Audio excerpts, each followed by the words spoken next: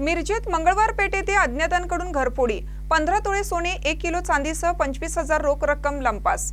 मिरज शहरातील मंगळवार पेठ परिसरात झारी मशिदीसमोर राहणारे प्रदीप सिंह राजपूत यांच्या घरात अज्ञात चोरट्यांनी घरफोडी करून मोठ्या प्रमाणात मौल्यवान ऐवज लंपास केल्याची घटना उघडकीस आली आहे।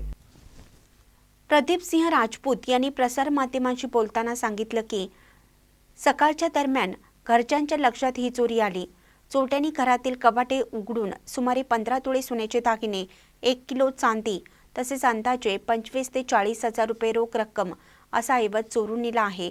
सदर चोरी राजपूत कुटुंबीय सध्या वास्तव्यास नसल्याचा फायदा घेत अज्ञात चोरट्यांनी केली असल्याचा प्राथमिक संशय व्यक्त होत आहे। घटनेची माहिती मिळताच संबंधितांनी तात्काळ मिरज शहर पोलीस ठाण्यात तक्रार दाखल केली। तक्रारीनंतर पोलिसांनी घटनास्थळी भेट देत पंचनामा केला असून पुढील तपास मिरज शहर पोलीस करत आहेत। महानकरी न्यूजसाठी आदी माने, मिरज।